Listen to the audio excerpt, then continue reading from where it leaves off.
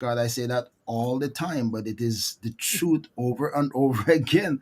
I'm excited because I have with me right now the legendary Tony and Maisie Hutton joining me live on Let's Talk with the Doc. I'm excited to have them. I know them a long, long time ago, and here we are now. I never thought this day would have come and have them on my program. So when I come back, I'm going to be talking to Tony and Maisie when I come back. So stay tuned, my friend. It's Let's Talk with the Doc.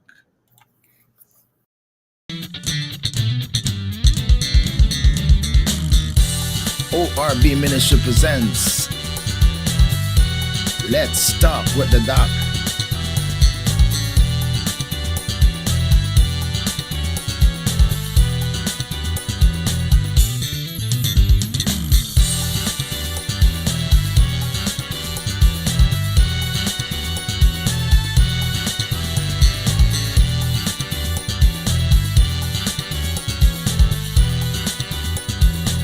Grace Without Borders podcast.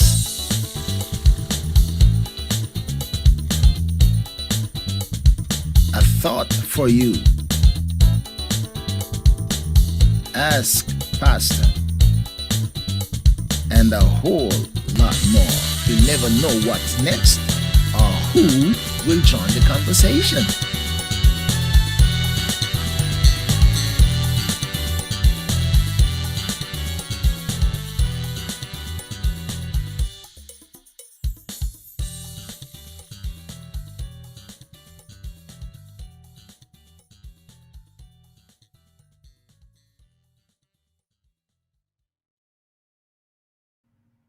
All right, so here we are. The legendary Tony Hutton, the man behind the bass that everybody knew way back when from childhood youth days. Welcome to Tony and Maisie. A shout out to you guys. Thank you.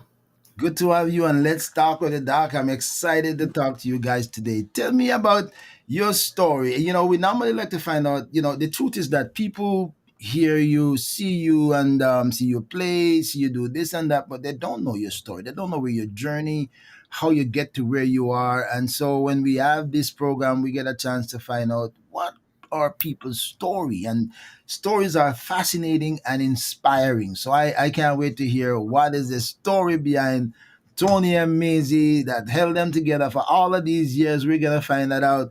But tell me one by one. Tell me, Tony, where were you born? Because I don't know where you were born. And what's your early childhood days life like? Give me a little bit of synopsis on that. Oh, wow. I was born in Kingston. Oh, you're a Kingston guy. Yeah, but I grew up in Clarendon, a Okay. place called Brandon Hill. I know about Brandon Hill, yeah. You know Brandon Hill? I know about Brandon Hill. I think I may have been to Brandon Hill before. I think so. Yep.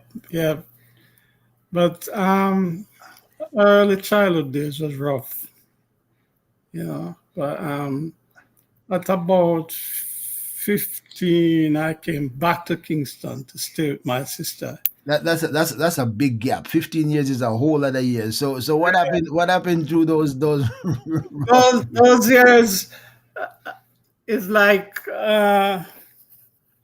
ups and downs, and Did you go to be with family and or what? Siblings, family? How what? My mom was living in Brandon Hill. Okay. So that's where we grew up with my mom and grandma and most older folks' family was there, grandma, both sides, and so on. So I went to Brandon Hill Primary School. And then after that, now that I moved back to Kingston. So that's where So what was so rough in Brandon Hill? Just a Kingstonian guy, like the country life is a whole different story. Yes, couldn't manage the country life too much. I enjoyed some of it though, going to the river, catching fish, So getting mangoes and everything, all the fruits. I enjoyed that a whole lot. But when you have to help in the field and all of that, that was not my thing at all. So that was the lazy part. That the Kingstonian guy don't know to work the field. That was the part I didn't enjoy. Going to the field, fall down all the time, cut up and all that. Couldn't manage the guys running over the stones in the. Uh-huh, uh-huh, uh-huh. I understand. Now I get a glimpse into what this story. So those were sort of rough All the days. all the good asphalt road in Kingston, the good asphalt road, riding your bike, everything is kind of cool. That's a whole other Yeah, no. story. Bittersweet days, man. Uh, But there were good days. There were good days. Get a lot of beating from mommy because couldn't stay quiet. Always moving, always doing something, always creating some things. really? Um, mm. I'm a little surprised on that because you look like a lifetime quiet guy. I couldn't think you're getting beaten for not keeping quiet when you were young. I know, I know. Um, maybe that's why I get so quiet. So they beat you into subjection. As I was up and about, and I like to create things. Like I used to make some weird kites and all things like those. Used to make some skits, Okay. uh, things like so. It was good. It was good, but mom or mom don't like to see us like on the road and all those things, and Right. so that's why I would get some beaten all the time. I want to go with friends, to run up and down, and she Typical didn't like. kids and typical parents. Yeah, Yeah. yeah. So, so Maisie, what is your early story? Where were you born, and what's your early childhood story? I was born in Clarendon. Actually, I was born at Chapelton Hospital. Oh, I know Chapadan too. Right. My mother, we grew up in Maypen, Okay. and we went. I went to school. I went to very technical All school right. in. But my father was moved to England when we were very young. So we grew up with a mother who was also the father.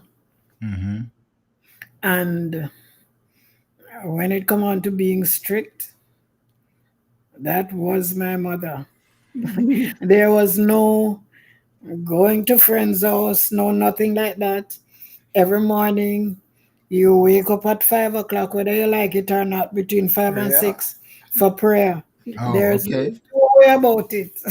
And when we're all the six kids, because she five biological for her, and there was my cousin who was she had adopted as my sister.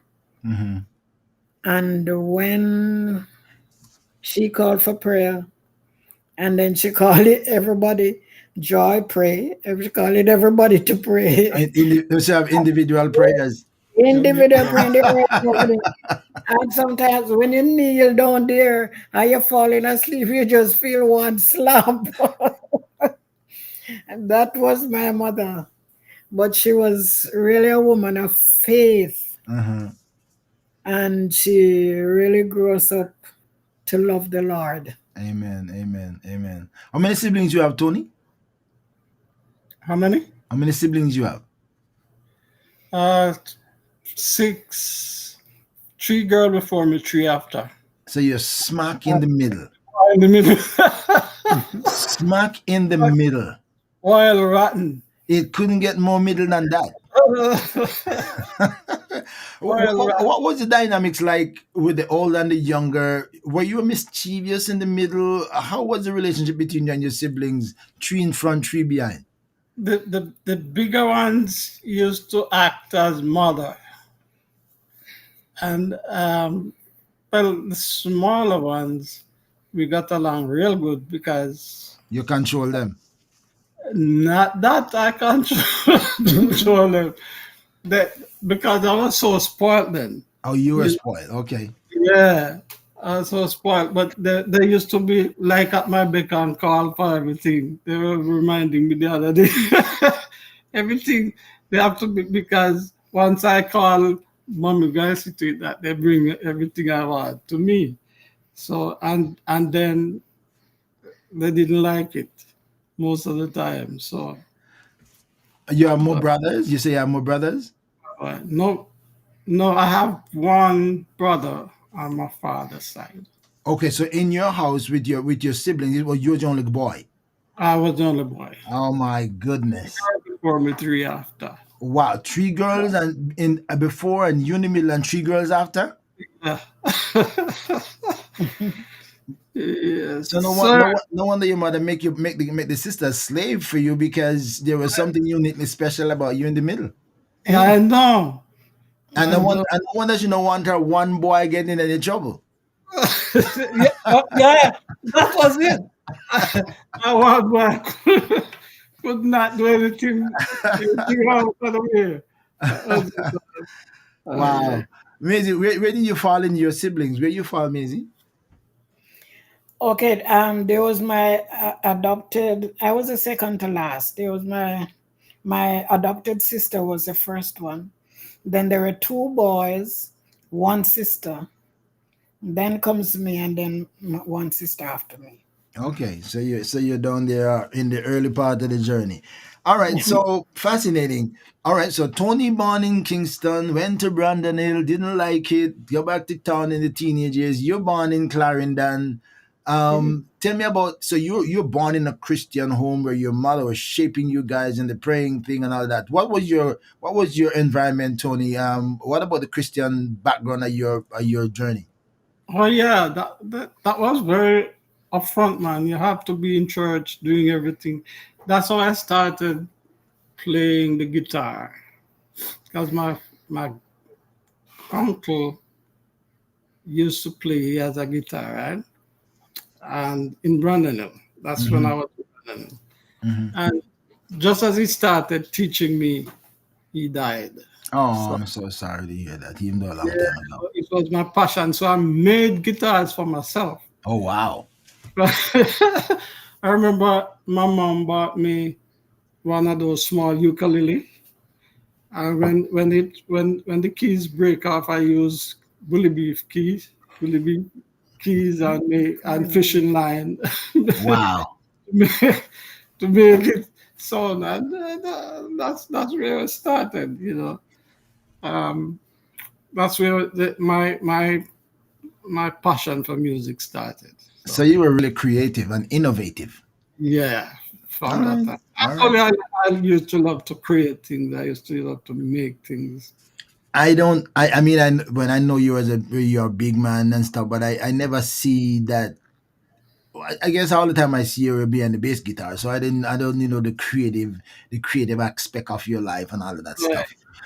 No, So no, tell me about you now. At what point did you commit your life to say, okay, this is the beginning of my Christian journey? When did you take that serious as part of not just the guy playing the music, but really, this is a long term journey that I want to build a relationship with? When did you come to that conclusion?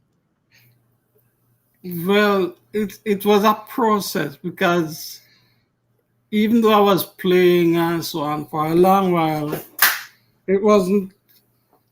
I wasn't serious. It was just the music, as you say.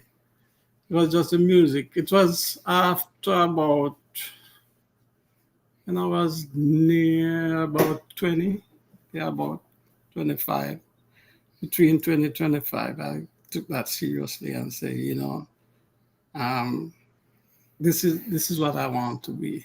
Mm-hmm. I want to be a gospel musician because I remember when I started, even third world came to me to be their bass player. Mm. And I said, no, I don't want to be in that. I want to be totally sold out. And stick to the church. Christ, yeah. And that's when I came back to Kingston and with my sister Liana, Mm-hmm. my sister Liana Reid. I started going prophecy church with her. That's how I started getting So she serious. was already rooted in the church in Trinidad Prophecy. Um, that's my biggest sister. She Mm-hmm. was into all along. She was always Where, prophecy. where did she go to church? Old Up Road. All abroad. Okay. All right. All right. How about you, Maisie? Other than the make us pray on our knees, when did you come to your personal conclusion? Well, it was about when I was 19 actually. Um, what was happening at home? My sister, the bigger sister, she went to Canada, and boys will be boys. There was no not going to church today. There was no not going to church today. You had to go to church, You didn't have options. and there was no options. And I remember my brothers when they want to go to the movies and thing, and when church time, they all we know we had to be in church. There was no two-way. So what they would do, I remember each time we're getting dressed for church, when it's near time, they always want to use the bathroom. And they would sit in the bathroom for long just for us to go. And when we would go to church, especially at nights, they would go to the movies, and they have to reach church before church over and sneak in the back, because they can't, my mother can't know that they're going to movies and they're not in church. Wow. Church Those. cannot end and all our kids not there. So they're checking the time clock to know where about when church over to slip back in. To make sure you're in church before church over. And I remember it was the sister above me, when she got saved. And whenever there's convention or any church outings, she would go, and if we wanted to go, my mother, you are not saved. You need to give yourself to your heart to the Lord. If she's not going, we are not going. And even though we wanted to go, that's it. Mm-hmm. Till we are committed. But the thing that I know about that time, and I really admire, when we weren't saved, and when my sister, the one above me, she's 2 years older than I am, and when things happened in church, when if there's anything negative, anything with any member or so, if you see them talking, you not knowing what happened. And I remember my brother always want to know and whatever. And no, children don't know what's happening in church, and if you're not saved, church business is not Not your your business. business. Again. And I think in a way that's a breakdown somehow in some instance right now, Mm-hmm. because Mm-hmm. you will hear kids talking about what happened in church, and so on, Mm-hmm. you know. But that gave us a sense of respecting the whole aspect of the church. Right. What happens in the church, you deal with it, and the negativity, you don't bring that to fore. You deal with it correct, Yep. apologize, make right, or whatever, and you go ahead. But Mm-hmm. 19, I really committed, although before I wasn't totally committed, and in my mind, I wasn't ready yet. The one thing I know, when I go to church, as I say prayer, altar call, I am there for the prayer. To me, it's like that's a covering. Yeah, and I'm not leaving without the prayer. So Although so my mind you are not ready. so It's you like, so you're pretending like you really want to get saved, but God not coming through for you. and I want the prayer that but is that avatar not coming true. I want the prayer that for security, so to speak. So you don't want to appear to be stubborn. Exactly. But, but for security. And but God is so merciful and He's so awesome. So where were you going to church back then? Where was your local church? And You're it was still in Maypen, still in Maypen. Yes, Okay. and it was prophecy. As a matter of fact, my mother, she started preaching when she was 15. Wow. So her life was totally Christ and church. Hmm. So they we weren't I don't like, some people, they used to go to dance and they used to that. There was no that for us. We were strictly just church. We weren't allowed to do that. She went to England when we were young, and we were with her grandmother in St. Thomas. And when she spent 2 years, because I think their plan was for the kids to come up to England. And when she was in England, my brother, my brothers started giving my grandmother trouble, challenging. It was challenging for Hmm. her. Hmm. And I think it was a neighbor who wrote her, and she was on the earliest plane she could find out. You wonder how the neighbor get her address to write her, right? And move her where she got it from my grandmother, and that was it.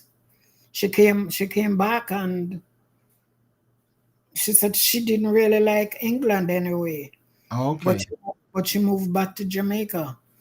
But at the church, where the church started in Danvers, Penn in St. Thomas, she was involved in it, where the prophecy in Hmm. St. Thomas. So she was prophecy, and that's where we grew up.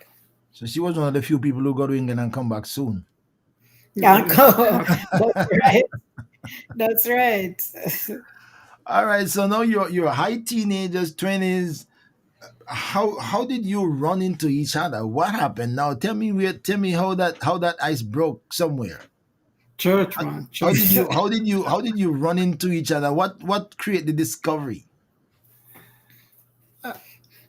Believe in me, I It's can church. understand why. Because I met all her sisters before her. So you knew her sisters. Yes, very good too. We used to hang out. Her big sister used to be by my sister's house when every she used to go to the college in Kingston.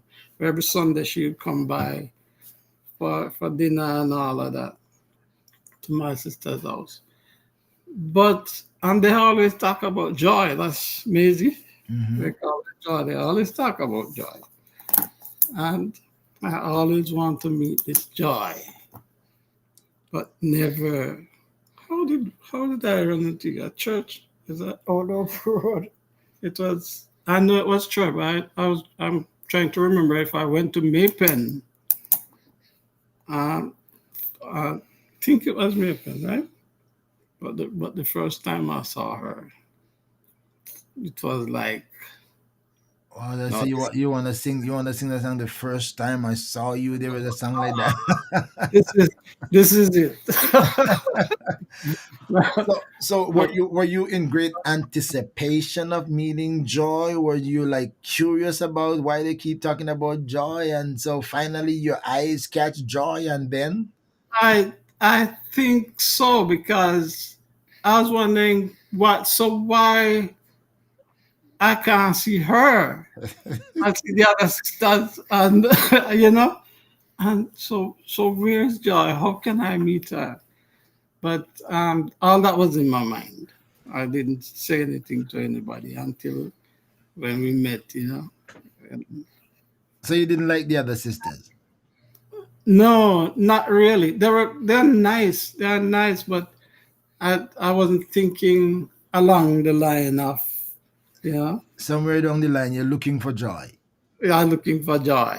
and you did find Joy. Exactly.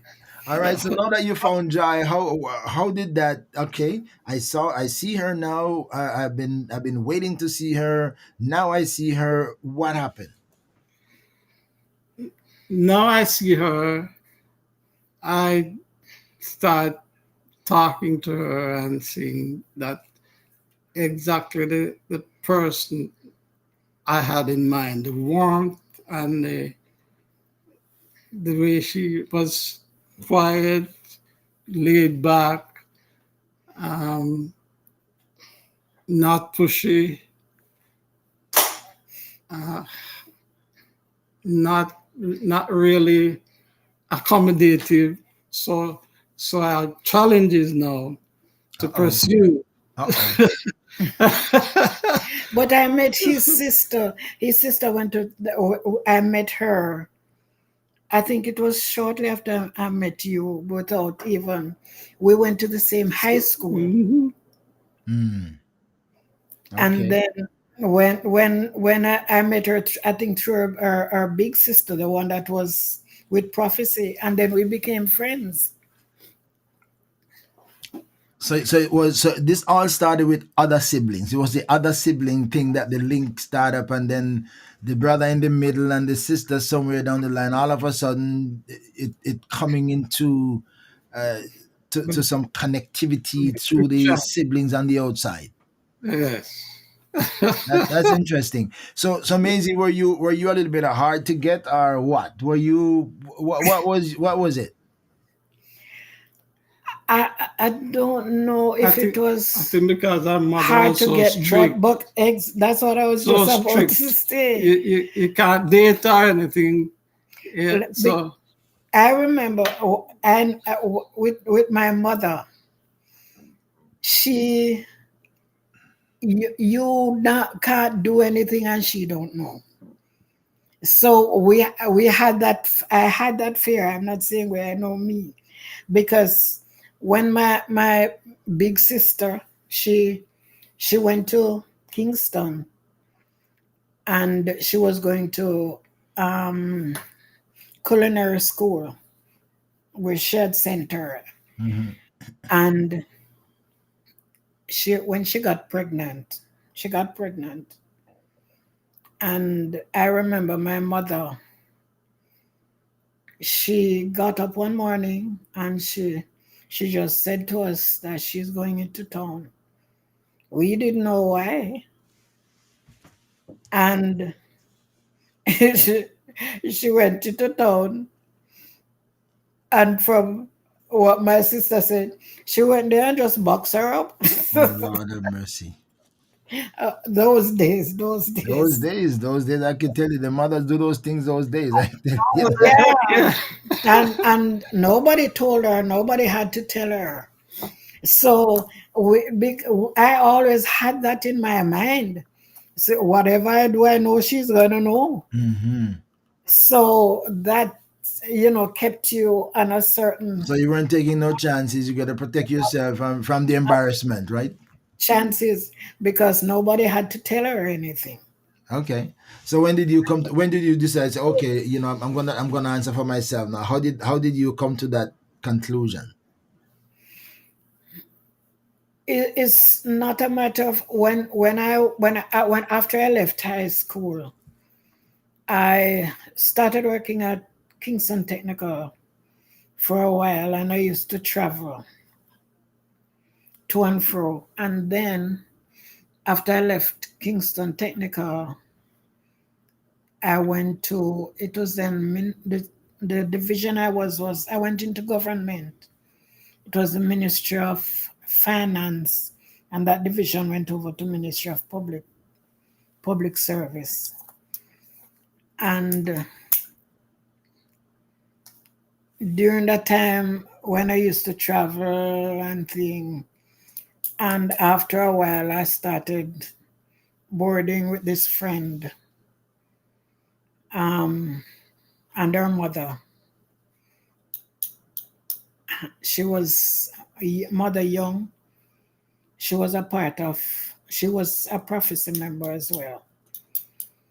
And after after a while, after some years, I started boarding again with Mother Reed.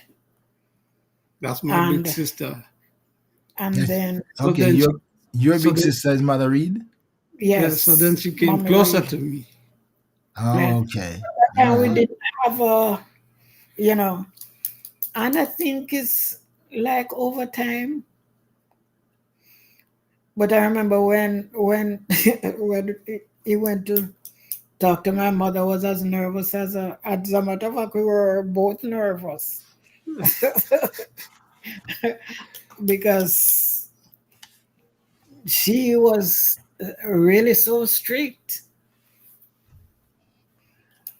I remember back then. I remember back then. When you have to talk to the parents, you could even talk to the, Yeah, especially in the church, you could even talk to the girl. You have to talk to the parents first. Exactly. first. Exactly. I was in the same. I was in the same situation. Okay, so all right, so the story unfold, and then you guys decide that okay, we are made for each other. We're gonna get married. Long story short. Yeah, after talking to her, she she didn't consent at the same time.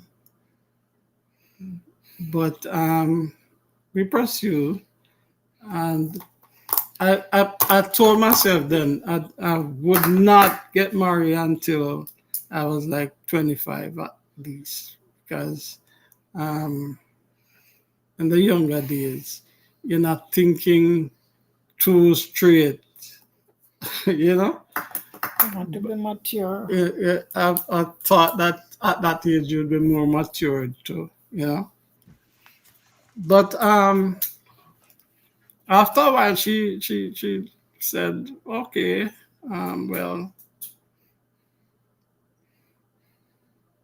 it was a struggle because she wanted to know more about my parents, but she knew Sister Reed, so and then because Maisie was by me at Sister Reed's house, she was living in my environment. We could see each other.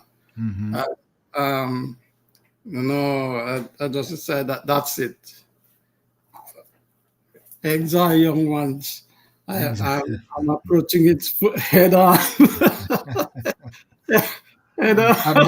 A bone or a blow, but I'm going after it. No, I'm going.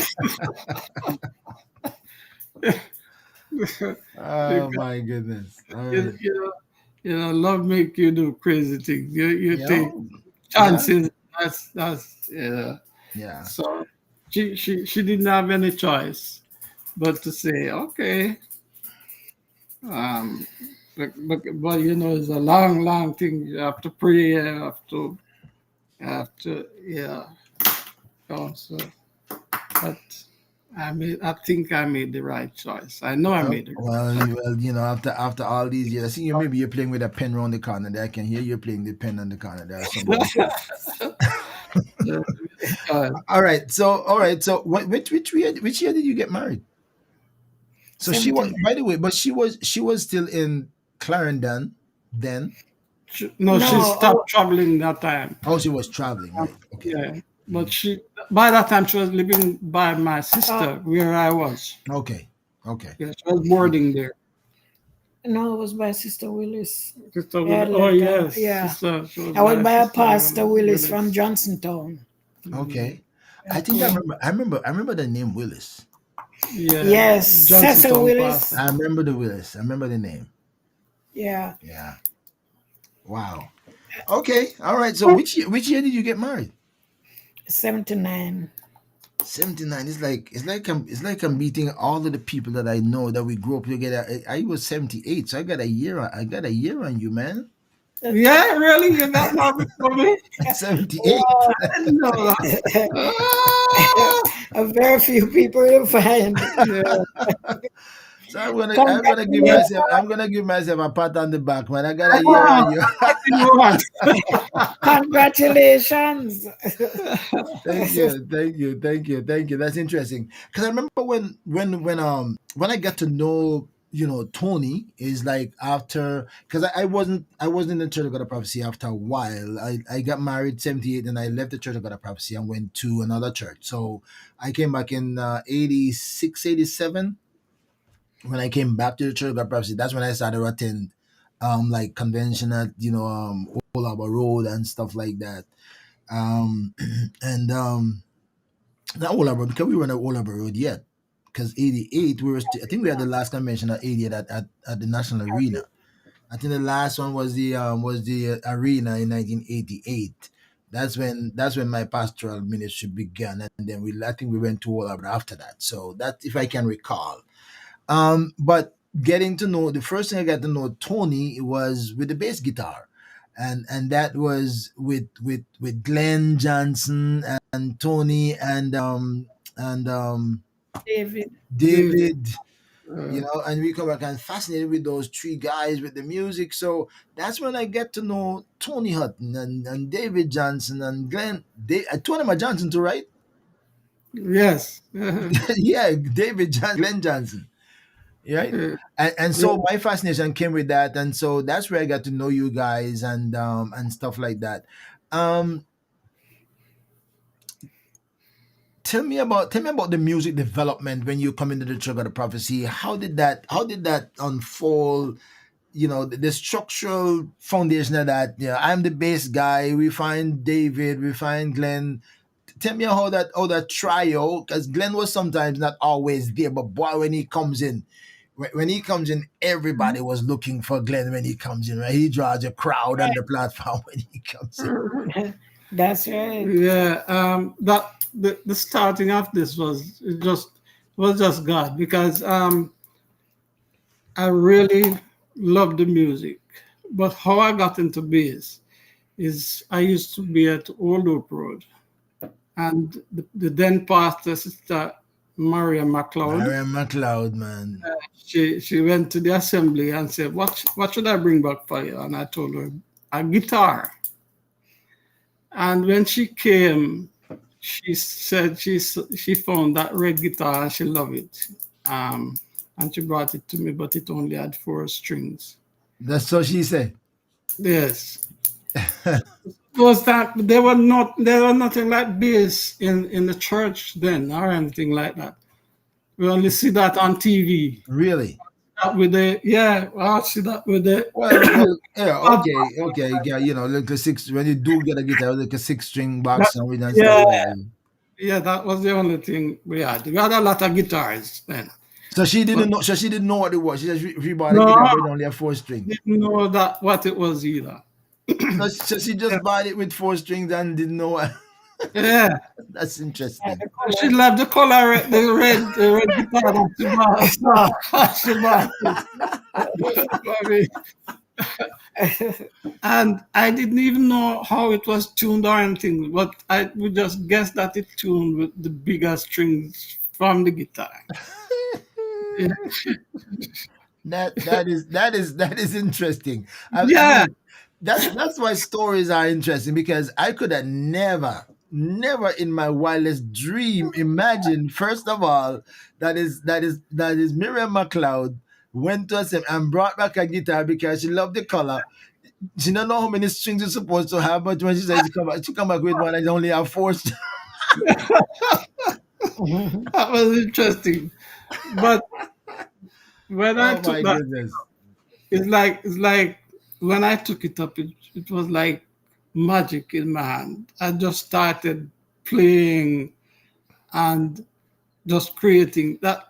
Even the secular guys used to come around me Wow, just to hear me play. that's interesting. That's very interesting. It's like I didn't even know what I had. I didn't know how good I was. I didn't know how. When I knew, it was when Third World was starting, and they came to church to ask me, because Sister Mary McLeod's adopted son Mhm. was one of the executive member of Third World when they were starting. He was like an assistant manager or something. And he used to play a little bass too, but he told them about. So they came to church asking me to play. And they said they had a tour coming up, and the tour guaranteed every member of the band $1 million. $1 million. $1 million for the tour before the tour ends. Wow. I said no, I couldn't go. So they sent a guy to sit with me in church to understudy. I met the Wow. guy recently in Miami, and he remembered. He Wow. remembered me quite well. He used to come to church just to hear. I didn't know what I had. I didn't know how good I was because I didn't know anything about. I just played the thing. So you were just going on with the bass and you're creating excitement and you don't even know how the I excitement didn't comes. didn't know how it comes. I'm not even sure of the notes I'm playing. Not even I don't know. It was just a gift from God. I'm telling you. Wow. So My I friend, decided to. wait, my friends, I'm talking to the legendary Tony Hutton and his wife Maisie Hutton, and you're hearing the story. It's a good time for you to hit your share button and invite your friends to join this broadcast, this live stream, so you can hear they can hear the rest of the story. And by the way, you can actually share it with your friends so they can be a part of it. This is interesting. I got to come back to this because I got to come back to this bass guitar thing because I've never heard anything like that. I mean, not in my wildest dream, I can never hear anything about the story about how you become a bass player, how you get the bass guitar. I'm still fascinated by that. Or Maria, Sister Maria, bring that guitar. I'm still at a loss. I'm still in awe on Yeah. that experience. Wow. All right. So you pick up now. Okay. So when did you feel that you have convinced yourself there must be something unique special about me playing this bass guitar? When I saw the exact well, in those days, everybody that's doing recording, whether secular or what, always come to me Really? to be in the studio. And I just go and play, not even for money because I didn't even realize that. I just love the thing. I just played it, you That's know. amazing. Yes. Um, and then Insights was starting, Insights Gospel Group. Okay. And they came and found me. And I was a part. That was the first gospel group in Jamaica that had a full band. There was one before with the same, actually the same, some of the same guys. Hmm. What they call themselves, Gospel Light, I think it was. And then they transitioned three horn section, um, keyboard, guitar, and then I was on bass. And it all went uphill from there. Then Grace Trillers came and wanted me, so I was piggybacking with the two band. It was getting too much, so I started training Ron and Delroy Thomas. Hmm. And when Ron was like 10 or somewhere there, I told Noel he can take over from me because then I got into being the assistant music director for church, for the Prophecy Church. Glenn was the director then, and I was the assistant. So it got overwhelming, too much work. So then Ron went and started playing with Grace Trillers. And I didn't know. I mean, again, I wasn't in the circle. I'm up in the hills, so I wasn't in the town circle with the guys and musicians and stuff. So I didn't even know that you had all that connectivity with all these groups and from the beginning of their days. yeah, I didn't know. yeah. Actually, I was the first musician for Grace Trillers. Wow. Yeah, just Noel with his back guitar, and then I started playing the bass. Then I got Glenn Johnson to start playing with him. Then I got actually every musician that passed through Great Chillers in those early days. I was the one that found them. That is crazy stuff. That is news. That is news to me right now. I mean, talking about the legendary Grace Trillers. So Tony Hutton actually started playing bass before there was Grace Trillers, Yeah, and then when Noel only had his box guitar, you were actually playing. Come on, that is how many people know that? How many people who are watching this can even identify with that? I'd love to hear somebody say, "I knew from the beginning." And if you knew that from the beginning, I'd like you to type it into the box and say, "I knew from the beginning how Tony started. And if you were part of the All Hope Road crew and you know the beginning of those days, I'd love to get some feedback on that. Hey man, those were beautiful days because the music was to me was just fun and just praising and excited to be in church playing anywhere the music is, just to play, not for money, not for anything, just fun. And that's how Grace Trilla started to all over Jamaica, just for fun, Mm. just for fun. So when you started with guitar, right? Yeah, You yeah. started. Uh, Did you how did you start with guitar? Did you start with just by ear playing? Did you start with notes? With chords? How did just, you start musically or just by ear? just chords.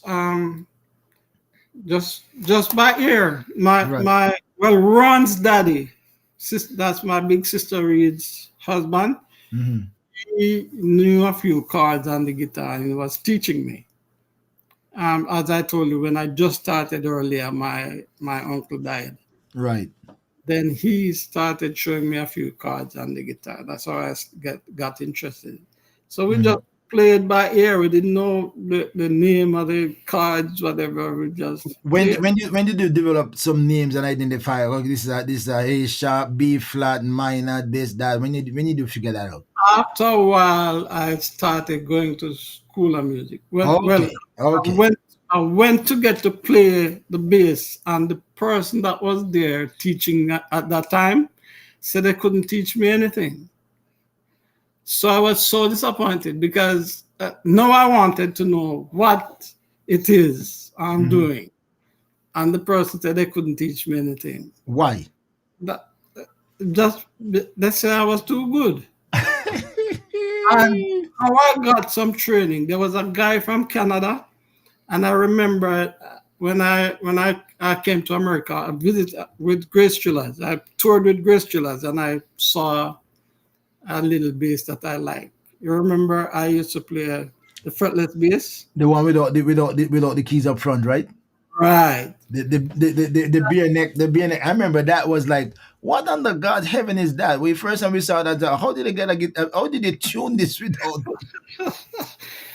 That was the bass that helped me got on Okay. because that bass. There was a guy that came from Canada, and he heard when I was talking to the guy in School of Music, Mm-hmm. and I said to him, I have a fretless bass, and he said to me, I'm a guitar tutor, but I do fretless bass when I was in Canada. So you can come by and we do a one-on-one consultation class. That's how I got into School of Music. That's when I started knowing what the notes were and how they were. Well, no. When I went to Insights, the blind guy that used to be the leader, he Mm-hmm. used Dennis Haynes. He used to tell us what the notes were and which chord go with what is minor, major, and tell us things like those. So that was one of the starting. But then when I wanted to know more and go to the School of Music, I was actually disappointed. But this guy now started teaching me the fretless bass. And that's how I got into knowing exactly what I am doing Wow. today. So Wow. it was a sweet bitter, because I think I would get much further had I enrolled into school and knowing, It was really a long journey of going like in Wonderland, just combining something that makes melody, right, but not knowing the depth of what I'm really doing. just putting the notes together Wow. and making sound. That's I interesting. think was interesting. So it's not that I knew exactly what I was doing. Yeah. You were hitting bands and touring before you know what you were doing. Before I know exactly. No, remember now, when you're touring like with Grace Julies, that we had to do the songs Right. You rehearse your songs and stuff like that. album. So you have to learn them as they are. Right. So that was good because your ears develop to hear and know the notes. Mm-hmm, So you have mm-hmm. to swap those lines to play back. So that's why when you hear if I'm playing Grace Juliet, I even when I learn a line, each time I play is the same thing. I have to add a little thing here and there just for creativity, but it's the same line every time. Wow. Maisie, what were your story about the journey of his music development? At what time, at what point was that? You were married then, Yes. right? And uh, tell me about your side of the experience, Maisie, as in getting into these groups and traveling stuff like that. How did you evaluate that? You're married not too long ago, or what? Leaving you home, or you're journeying with them? How did you process that? Well, it was sort of rough at first, and when he started with the church, and then he was doing these two groups, and I remember we decided we talked about not being at home, and we decided that Monday is gonna be family nights. So Mondays were the date nights when we would go nowhere. But his traveling, it was it was rough in a way because I too started traveling after a while, traveling with my job Okay. and having the kids.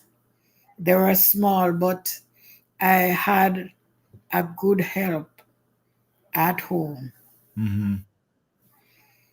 She was and still is fantastic. She's like a distant relative of mine, but who has become my sister.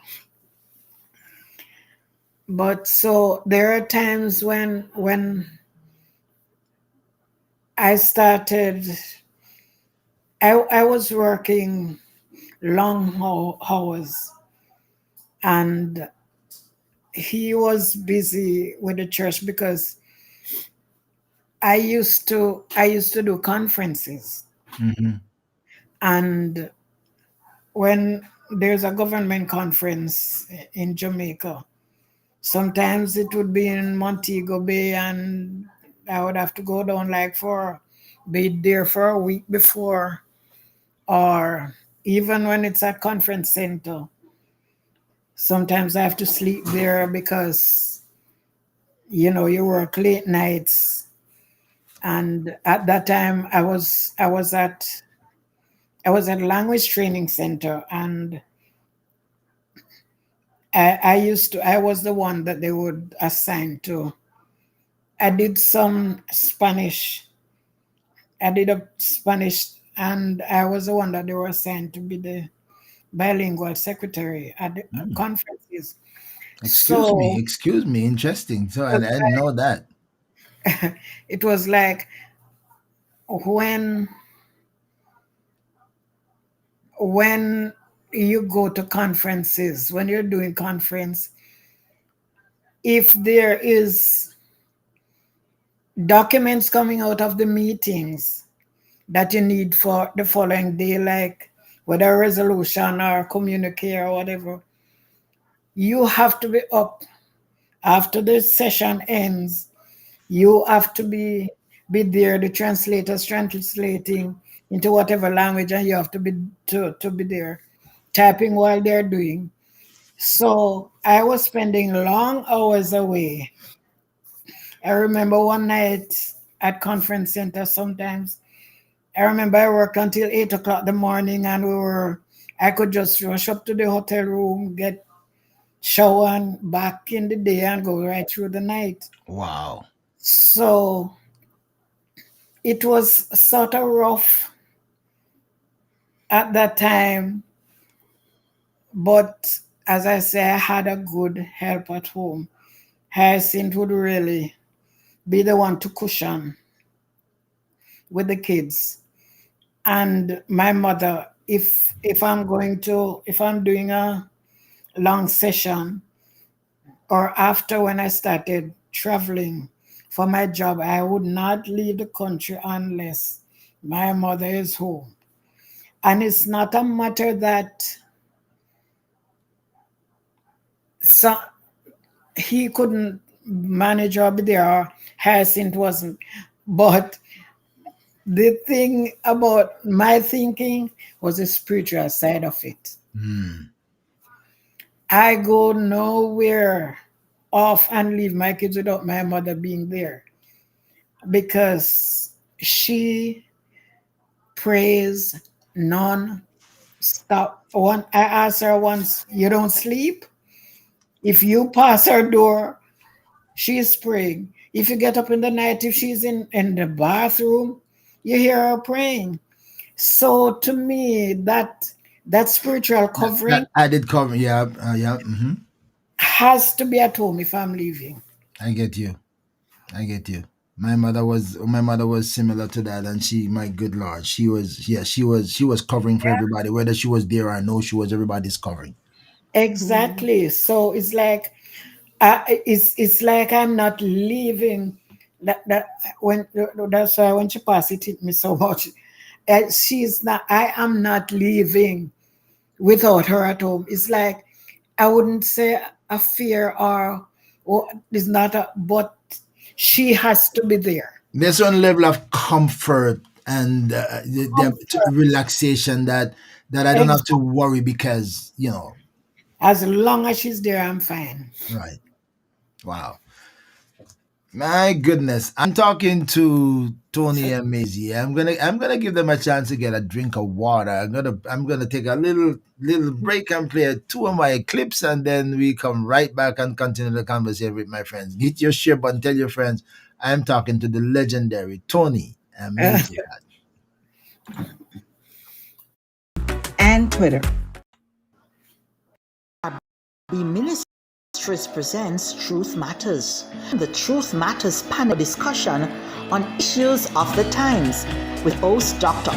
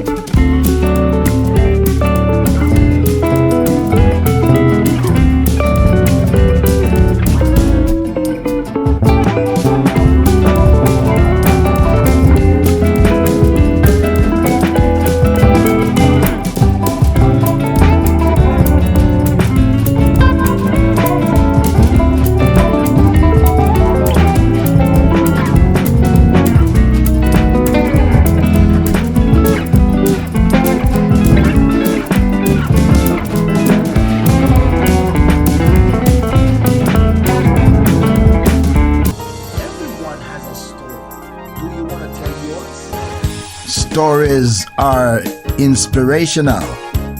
Maybe God wants to use your story as a life changer for someone. But that will never happen unless you share it.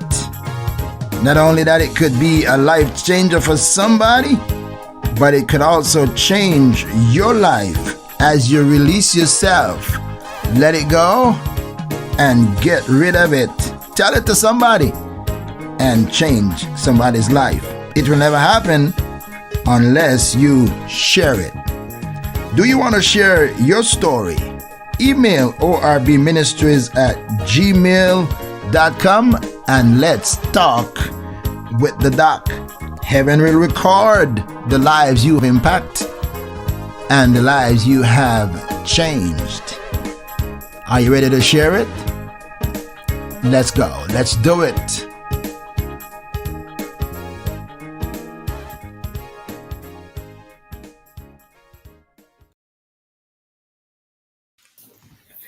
All right, we are back with the legendary Tony Hutton and his wife forever, Maisie.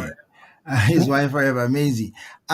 Fascinating story because I've known them for so long, but the little intricacies and the little things and the journey of life, I had no clue.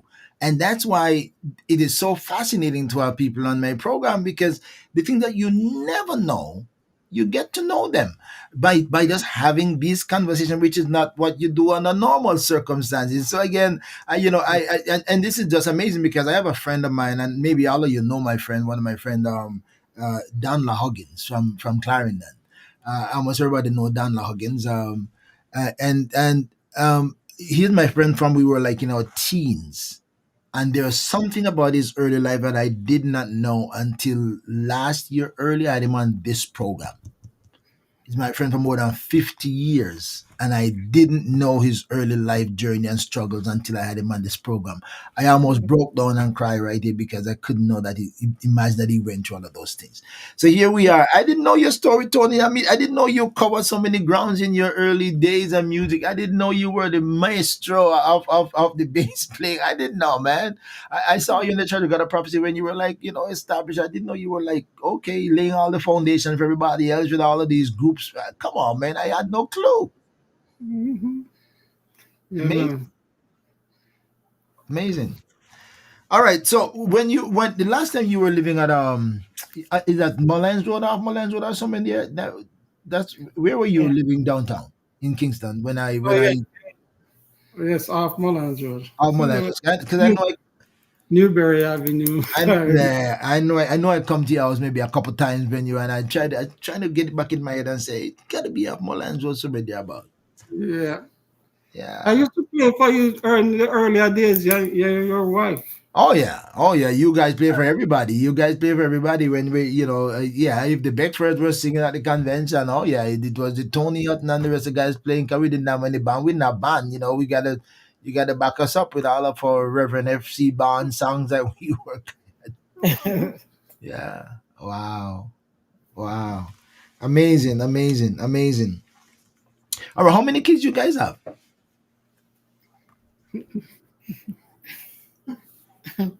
We have two and we inherited two. So we have four. You inherit. My brother, Who left my, those on the Who left those on the wheel for you? my brother, when he passed, Oh, I didn't know that. we took his two kids. Oh, I didn't know that.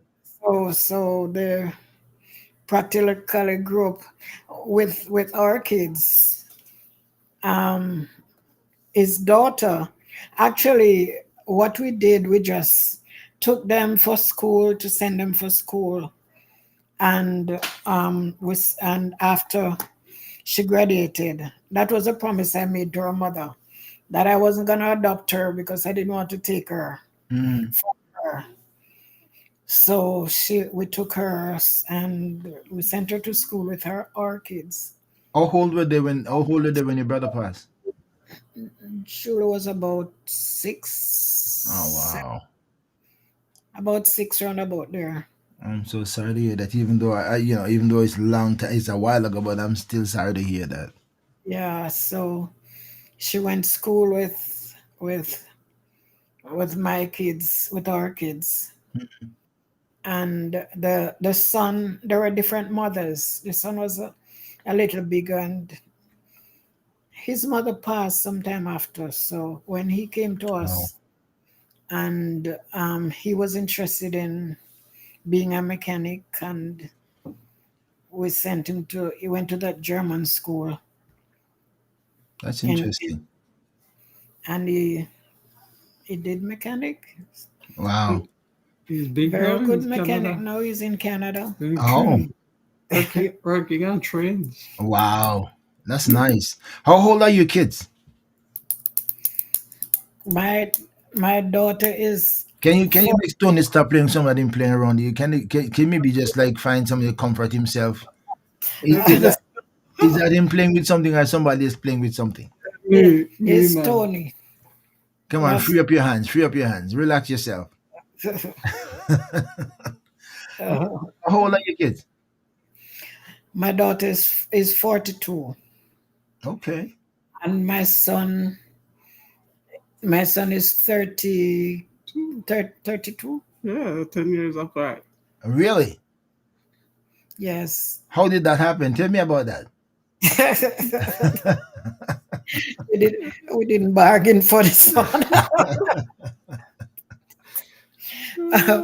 Well, when I had my daughter, I had cesarean section, Mhm.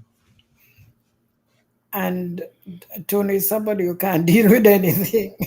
Anyway, after she was born, he said, "No, that's it, no more." So he head for the woods to hide. So when I was pregnant for my son, I remember after Gilbert, and when to we came to Miami. We went to Miami because the roof had come off Hmm. the house we were living, Hmm. and we went to Miami to spend some time. And the day we went, we were in a cab. My sister was at work, and the pickup truck ran in the back. Oh. And we went to the hospital just to check because we weren't feeling sick or anything or hurt. And when the doctor said before exam, he said, "Are you pregnant?" And I said, "No." And he said, "Okay, I'm gonna check anyway." And then he came out and said to me, "You're Uh oh. pregnant." Uh oh. So that was the shocker. Then you say, then you say, finally, Tony, you did it again. Go ahead. Oh my goodness. Oh my goodness. So your child was born 81? Yeah, 80. 80? My daughter was born 80. Actually, my first son was born 1982. He born 80. My first son was born 1980. My second 1983. And then my Oh, third is 1990. So we got 7 years there. So I got a 7 year gap there. And I don't know that 7 year happened either. So I was pretty close to year 10. I thought we were finished. And then because we had two sons, and then and we weren't doing anything, no birth control, nothing, no precaution, just living our lives as normal. And then we didn't have another child until 7 years after. So I thought he was gonna be a girl because it like this 7 years gap. I thought it was gonna be a girl, and I realized it's another boy. So yeah, but he's such a gem, and we give God thanks for him every day because we needed to have him. yeah. All right, so your lives move on, and where did your lives go? Your lives go. Children grow up. When did you settle down? Not doing the same things that you used to do, Maisie. You're not doing the same. How did your life take a turn, and where did you guys go? Um, From the regular conferencing, traveling, etc., etc. How did you calm down and okay, come to a conclusion? We're gonna go another direction. Our lives gonna take another turn. How did that happen? okay. When I was in when I was in government, when I stopped doing conferences, I was sort of be the one that and the thing that the Lord really blessed me with, I really not talk much about. Um, when it comes down to typing, I really have had a speed. I really was a fast typer, Mm-hmm. and I know it just wasn't mere just from the typing skill that I learned, because I just did typing at school, but I know it really had to be help from above. I really pray about things that I really have to do, and I know sometimes I forget, I know, but if when I was at language training center, there was this translator that would work with me. She really wanted, she worked with me on her translations, whether it is English, Spanish, or French. She was fluent in both French and Spanish. And but the thing about it is, I did study Spanish, but French to me was so difficult. So I wasn't really the Frencher. But with her, when she would do her translations and in French, and it's handwritten, and if I'm typing it, if you come through the door, you would think I'm typing English. Oh, So really? it's not like I was, yeah, and I know that wasn't, and I know that was God. And what was happening is, whenever there are situations that they need help, I would be the one. And I remember once the minister my boss said to me, the director said to me, I'm needed at the minister's office. And she didn't tell me what it was, and I was wondering, what am I going to the minister's office for? Anyway, I was at a different building. He was on the 9th floor of Citibank building. And the ministry had occupied the 10th, 9th, and no, he was on the 10th. But the ministry occupied the 10th, the 9th, and I think it was the 7th floor. And when I went to his office, I saw his secretary was there, was very busy, and they just asked me to come in, put me at a desk. And what had happened is he was to give his speech that day. And I don't know what happened, whether with him or the speechwriter, but it wasn't ready. So they just put me at a desk, and along with the secretary, I had one set and she had one set. And we were just in this rush to get things done. And what was happening, it was like things like that. And when you're in government and like that, you don't have any choice. The second you're there, this is coming up. I was seconded to accountant for a year and a half. But I wanted to do court reporting because I like to do things in my hand. Okay. And I applied for the scholarship. And I told the translator who I work with. I went to her office and we sat down, and I told her I wanted to apply for the scholarship. And she was encouraging me and things. And they would have to now get somebody to do conferences. When I went, the day that they called me for the interview, the day of the interview, when I went, there were the other ladies there. And when they invited me to come in, when I went when the door opened, there was my divisional director. She was in charge of my division. So she practically knew each time I was assigned to a conference and so on. When I saw her, I remember I said, oh my God, because we were hiding it. I didn't want them to know that I was applying, because to me, they weren't going to allow me to go. when the interview, she said nothing. Everybody, it was a panel, and everybody asked what they wanted. And at the end, the person who was in charge said to her, do you have a question for Mrs. Hutton? And she said, I just have one question. Why do you want to leave language training center to go into court reporting? And I said, oh my God, that is it. I'm not gonna get it. And I was upset. And because I was upset and I was mad, I just said to her, Miss Roberto, one has to improve oneself. Just like that, I said it with an attitude because I was upset. No, she's preventing me from, you know.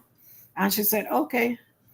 And when I went to the office, I went into the translator's office and I said to her, oh, she said, what happened? Because she knew I was going for the. I say, you're not gonna believe who was on the panel. And when I told her, she said, oh my God. She said, so what happened? And I told her, and I said to her, that was what she asked. And I told her what I said. And she said to me, don't worry about it. Because you said the right thing. And I just said to myself, I'm not gonna get the scholarship. And a few weeks after, I got a letter saying that I got the scholarship. Good for you. So I went and I did the court reporting because I wanted to either go to Supreme Court, I had in mind, or Parliament as a court reporter. Or I know there was Ministry of Labor or one other office that they use court reporting. When I did, I went on the course. And after that course, I'm not supposed to go back to Language Center. The last week when I was having final exam, I was called into the office and I was told that the Minister of Public Service, they're having a conference and I'm going to be seconded there. And I said, oh my God, that's it. If I'm going to be out, and it's going to be for a year and a half, if I'm going to be out for so long, that's going to kill everything that, So I was seconded to International Youth Conference for a year and a half. After the conference, at first, I would try to write the news on the machine just to sort of keep up the speed, but it wasn't happening. At the end of the conference, when I was to go back into the court reporting, just do a refresher course, then I was told that they're gonna start this office, and I am the one to be there again. And wow. to So me, they're killing your dream gradually. right, even now, I feel that I did not get to do what I wanted to do. And in the long run, I had to resign from government. I had to resign totally in order to be myself. Okay. And after I resigned, and that's when I went to the bank, and that was another thing because they called me. I don't know. Somebody called me and said to me that they needed help at the bank, and I asked, "How did you get my number?" And they didn't tell me, but they had some things that needed to clear up. P-note, and it was pile and pile, and it was just for like 3 months, and I was finished, I think, in 6 weeks. Whoa. And when I was done, I didn't even know that they had a timeline, and I was done before. And when I told them I was done, they didn't believe, and they come and search everywhere and realize I was done. And And what they thought you throw away some of the documents. then the treasurer said to me, "You're going nowhere." Wow. That's that's how I went to the bank. You were special. You were special. You were special. I used to know that you were always the professionally on business. I remember those little times that I knew of, but I didn't know to the depth of what you were involved and the extent of what you were doing. So that is kind of news to me too. I didn't know you. Well, I mean, I wouldn't know that, but one of the pursue court recording, the thing, that just Yeah, making punching when punching things and it creating words and you have to interpret those words afterward. yeah, Yeah. when I used to travel, it was so this when I went to the back. This is something I really don't talk much about, but when the office that they started after I left the conference, at that time it was Mr. Siaga was the prime minister at that time. Yeah, Lord, that's a long time ago. Yeah, and he was the one that had started that office, and he was the chairman of that office. And the strangest thing is that I'm not I'm not political, and I work for both. When I was started working at that office, and I used to travel. God, I don't know that when after a while when they came down, they were funded by from Washington, and when the program directors came down, they just said they wanted me to be in charge of the funding, and they took me to Citibank. I was a signatory on the account. So when we travel, I was the one that worked out the per diem and the whatever, and account for the money, what they give their instruction, what they want, what their guidelines, and I follow guidelines. Sometimes politicians don't like to follow what the rules say, but that's what the rule is. That's what they say to me, and I am not going over that because I'm not going to be giving account to. Giving a gun, I get you. I get you. You understand? I get But you. I, You are I you're a when sure legend.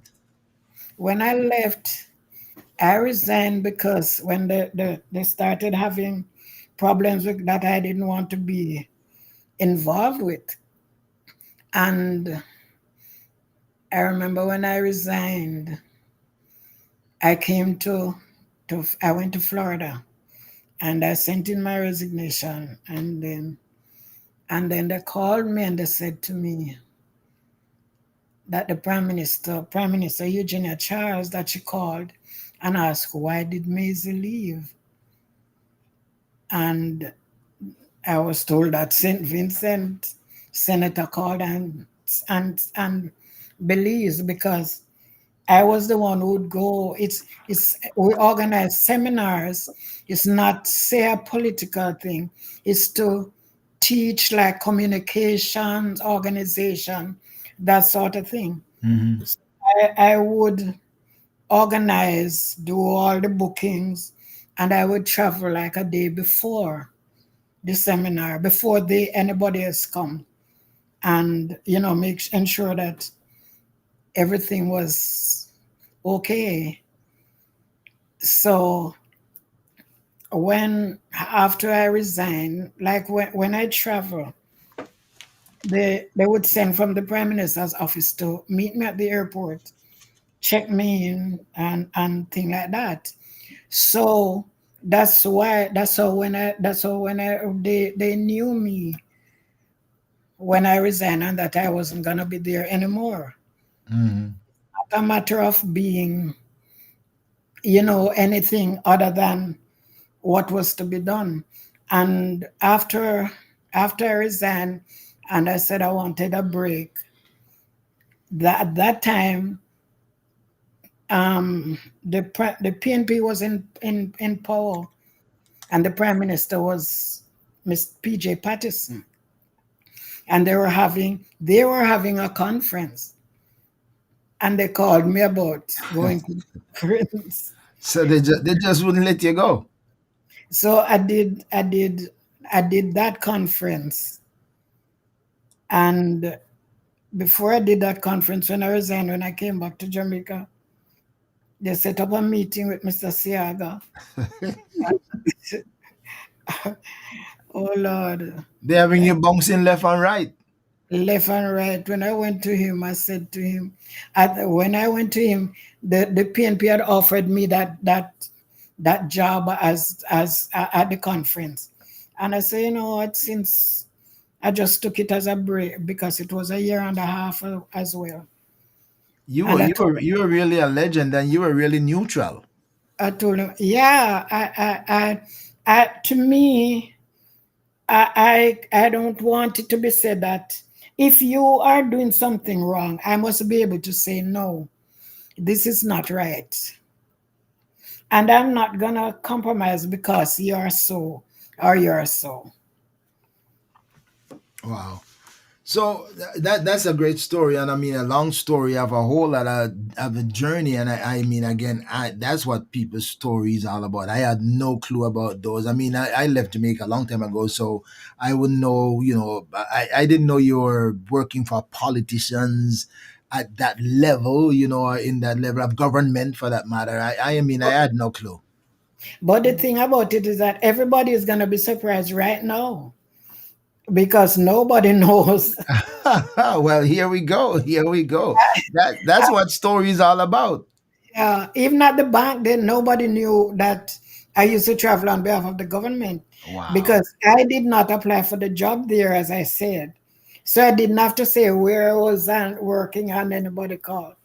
And That's it's not interesting. something that I even talk about. Not even in the choir, I didn't talk about it. So nobody really knew. That's interesting. Come about talking about choir and thing. I forget all this choir thing. Tony, I forget all this choir thing. Oh my God, we're coming from really, really far.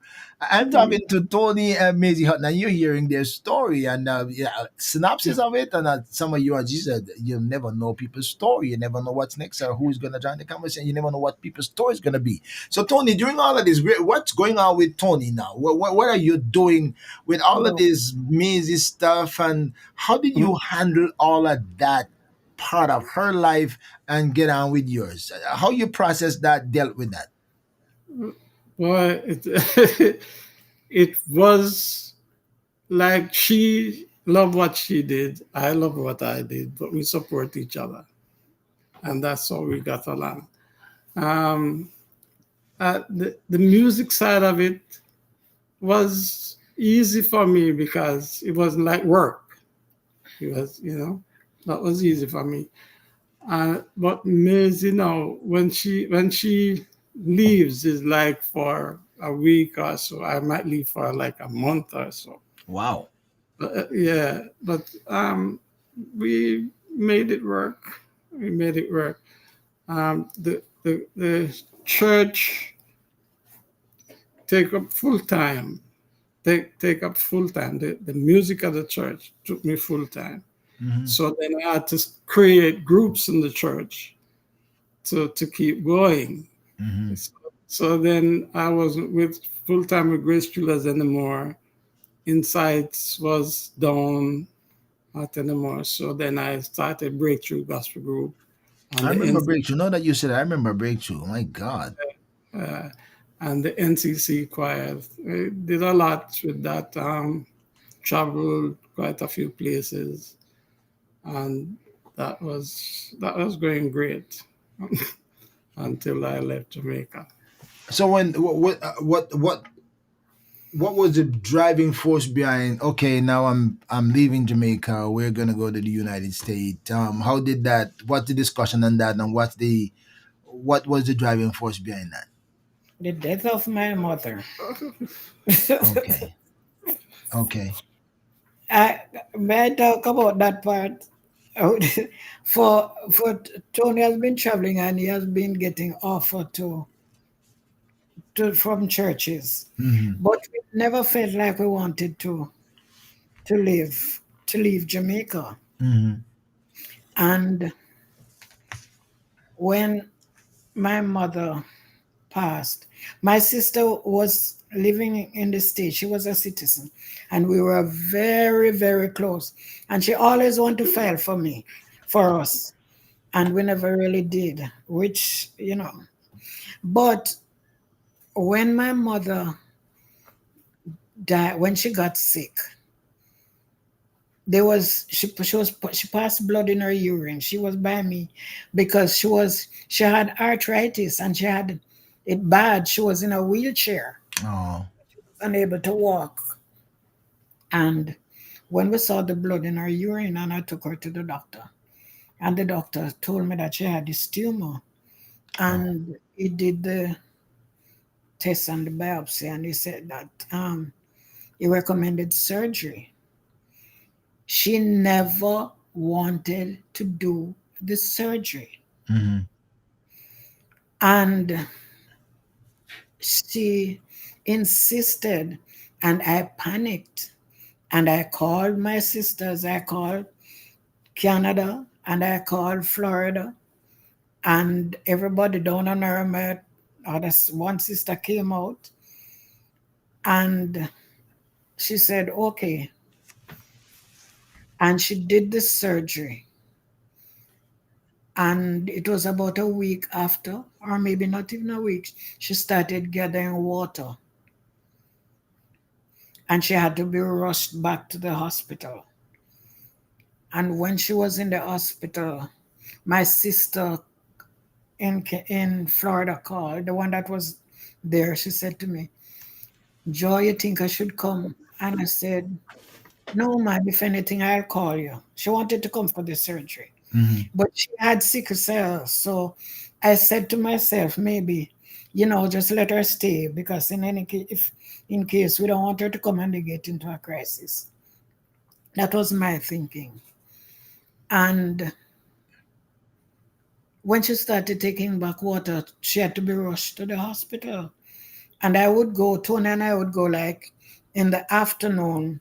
And my other sister, the one that came from Florida, would go in the morning.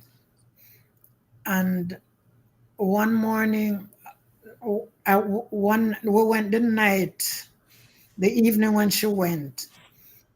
And she had her eyes closed and she was mumbling. And I said, I said, you're tired. And she said, no. I said, boy, you're sleeping. She said, I'm not sleeping. But she kept doing it. And I said, you're sleeping. And she was firm. She said, no, I'm not sleeping. And I said to Tony, you know what, let's go, because so that she can rest. The morning when my sister went, she called me and she said to me, Joy, Mama wants all of us to come so she can pray with us. Mm-hmm. And when she said that, no, Final prayer. I started calling my sister in Florida who wanted to come from before. And she was trying to get on a flight. I calling Canada, calling everybody. My sister could not get on a flight. So I was trying to see if I can get somebody to bump off somebody off a flight, somebody on standby to get her on. She finally got on the flight. And when we went to the hospital, it was too late. Oh. When everybody came and we had the funeral. Oh. And the day when everybody left, it hit me like a brick. I felt so guilty because she was a woman of faith. She prayed through everything. And I just felt that if it was my fault, she would have stayed longer if we didn't pressure her. And she specifically said she did not want to take the surgery. And I just felt like if we didn't pressure her. And then the other thing that happened when they all left after the funeral, that was when it hit me that I had practically no family in Jamaica. Mm. I have no sister, no brother, no aunt, no uncle, no the cousin that I have as a distant cousin, a few that we weren't we weren't close to or anything. So I started feeling so lonely, Mm-hmm. and and that was my decision. And what happened at that time, I was feeling guilty, I was feeling lonely. I was the cause of her going because I did that. So what I would do is I didn't even tell anybody who really what I was going through. I would quickly in the mornings just want everybody to come out there, get out of the house, because I thought I'll hold things, which is bad, and don't talk about it. But that's how I am. So it's like I would try quickly to get everybody out of the house. And when everybody gone, I lock every window, lock every door. If you come and knock, I'm not answering. And I think I went into a deep depression. That's what I was thinking. That leads to that, or that as a result of that. Yes, and I went really, really, really, really bad, really far. And I remember one night I would just try get. I'm not telling you, but I would do everything for everybody to get out of the house, lock up everything. And I remember one night, even when they came home, and Tony didn't even know this much, I would go in the bathroom if they're home, if he's home, and I would sit on the toilet seat, not using the toilet. And when anybody come, I flush. I just want just to be alone. And I remember one night, all I could see before me was eh, their Elder Cornwall's wife. Derek and I were very close. We're very close. We used to talk a lot. And the night, I remember in the bathroom, and I sat in the bathroom for long, long. And then I get up, I said, I don't want him to wake. And I went in and I sat in the bed. And he was sleeping, and I saw him, I remember him jumping out of his sleep. And when he jumped out of the sleep, he got up and he went and he knocked on the kids' door and called everybody and said, everybody come to prayer. And when everybody came and they prayed, and the morning he said to me that I think I was talking. I remember saying, asking, what time is it? What time is it? What time is it? But he said I was talking things that didn't really sound Mm-hmm. whatever. Anyway, the morning when he was going down, he was going to the office, and he said to me, get your clothes on, I'm not leaving you. And I got dressed, and I asked him for a pen and a paper, and he gave me a legal pad and a pen. And all I could remember, I writing, I will bless the Lord at all times, his praise, who is like unto everything I could remember about praise. I was writing. And when I was finished, and I can't remember anymore, I start from the top again.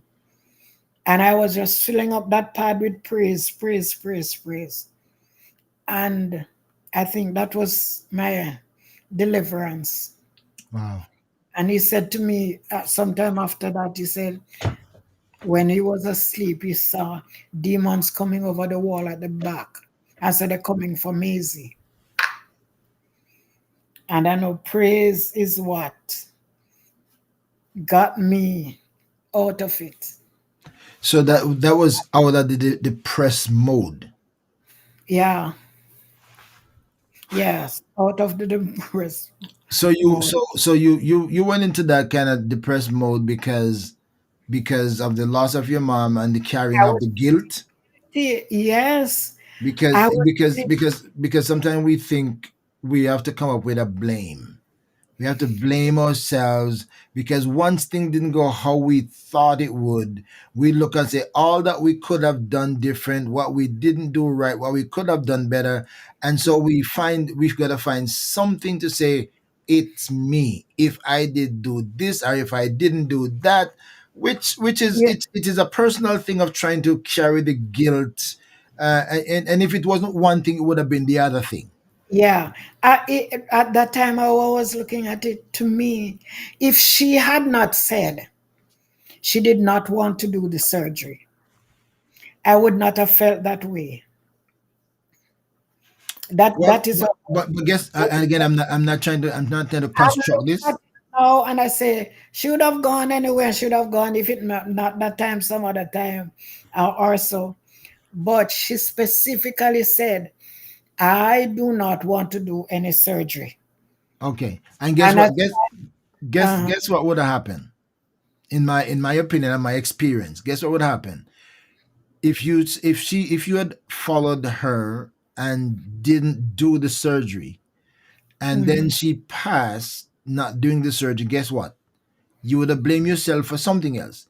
You would have blamed yourself and said, you know what? I should have insisted. interested that you know. I should have insisted that she do the surgery because and now because I didn't insist and she do the surgery, now she's gone. You know, if I should have done something differently, I should have been more I should have stand up more. So listen, when time comes for people to go, they are going to go no matter what you do. Yeah, But we always do our personal analysis, our personal assessment and say, if I didn't do this or if I had done this.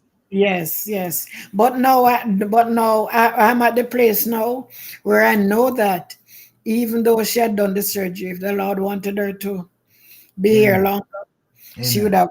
But at Amen. that time, all I could see, all I could see, and I didn't want to talk to anybody.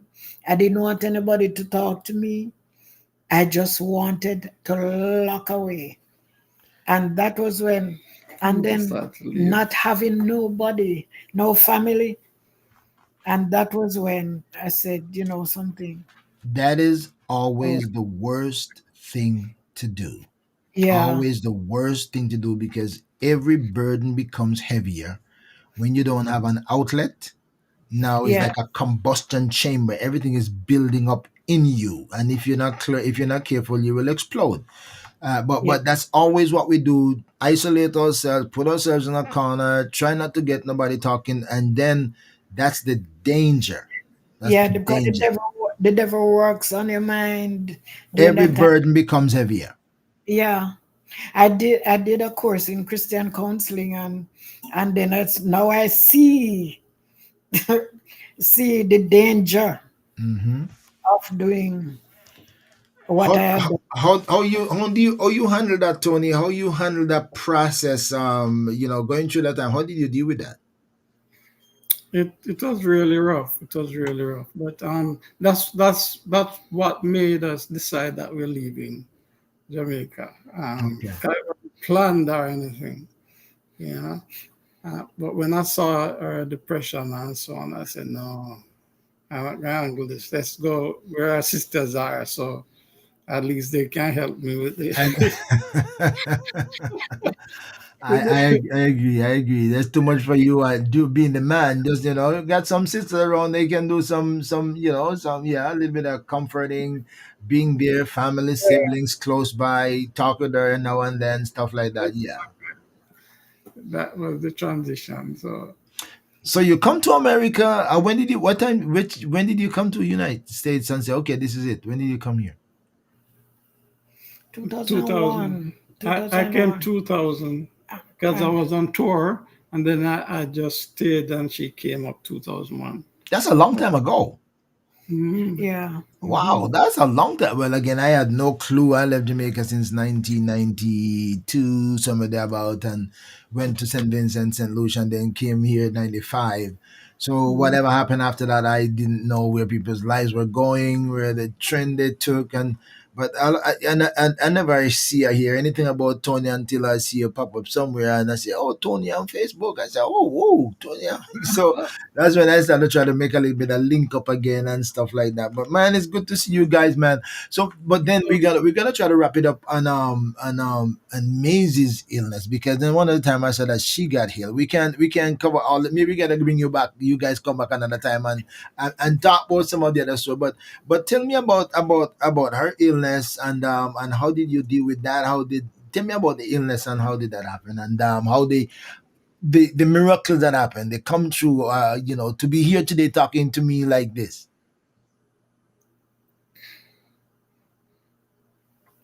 The song went off. Yeah. Yeah, I know here are little clips here, but you hear me. So tell me, how did that happen? Tell me the story about the illness, the miracle to be where you are today now.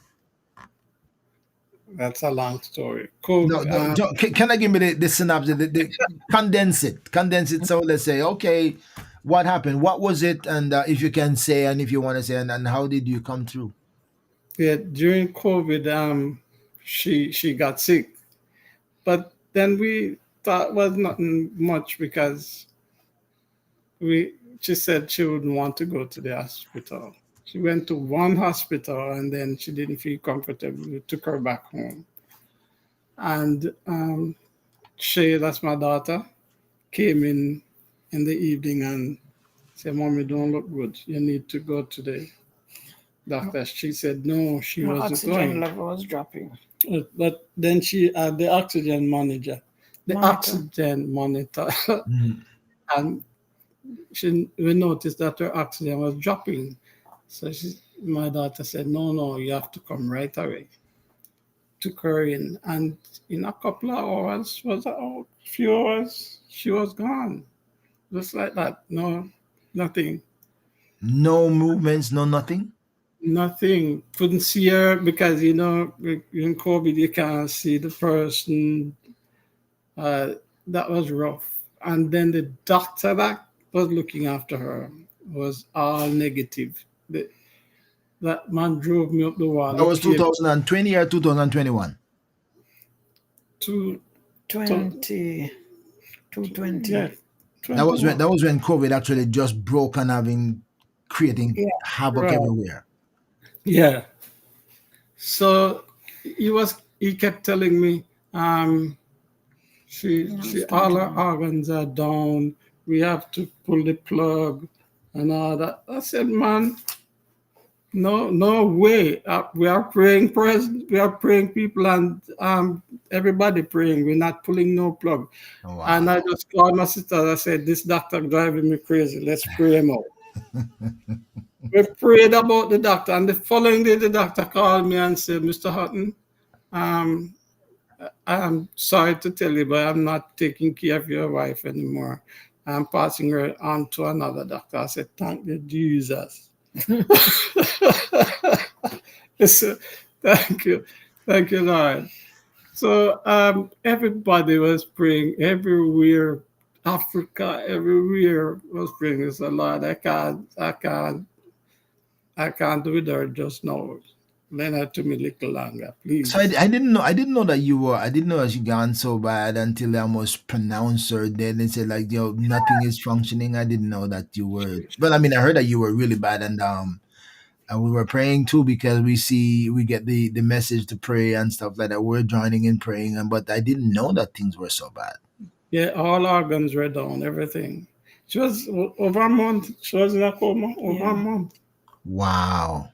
Coma. So it's a real miracle. Wow. In a coma over a month. Over a month in a coma.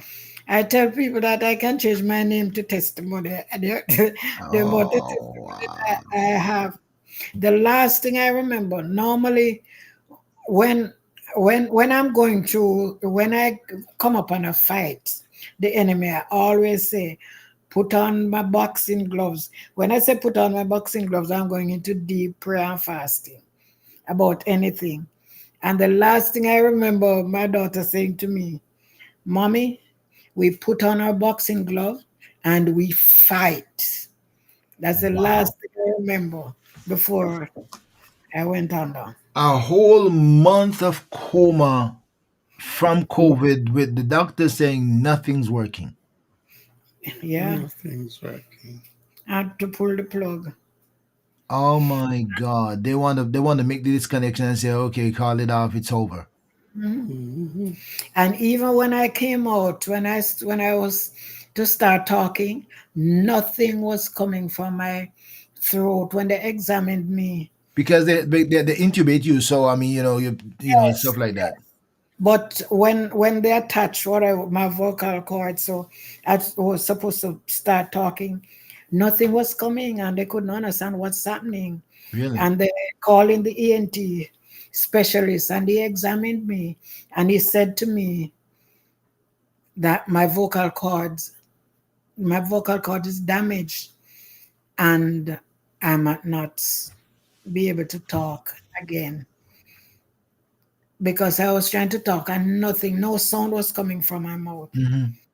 And when he said it, and when my daughter came, because she worked at the hospital, and when she came in, and Tony said to her, she just turned and said, "Whose report will you believe?" That's all she said. She said, "Mommy, whose report will you believe?" Wow. And that's it. And about 2 days after, my voice started coming back. Wow. It's sort of rough now, not as well, but guess what? I'm talking. Wow, you really talking today too, I can tell you that. Yeah, and my hand, I got nerve damage. Uh-huh. So when I came out of the the right hand, it was so big, and I did therapy for a year, and I can't make a fist, but I'm now getting some movement. Good for you. My There was goodness. nothing Lord at have all. mercy. I'm sure as bad as that is, Tony will take that any day as opposed to going home to the graveyard. Oh, Any day, man. Any day. My friend, we just about gonna be wrapping up with Tony and Maisie, but I have to play this little clip. I have to play this little clip before we give them a chance to wrap up. But I am so happy to see you. But I'm gonna play this little clip, and Tony don't know what's on the clip, right? So he's gonna be in he's gonna be he sent me this music, and I got to create something with it just before we get on live. So he's gonna see this the first time, and he's gonna have a good laugh at it too. So hang in there.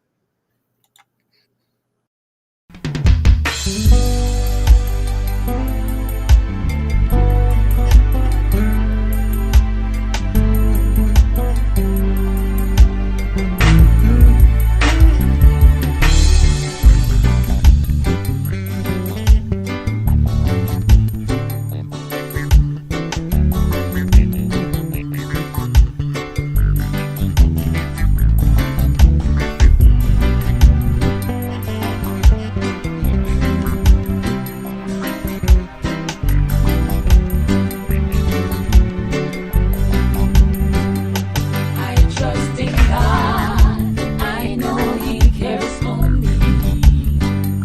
On mountains deep or on the stormy sea, though billows roll, He keeps my soul. The heavenly Father watches over me.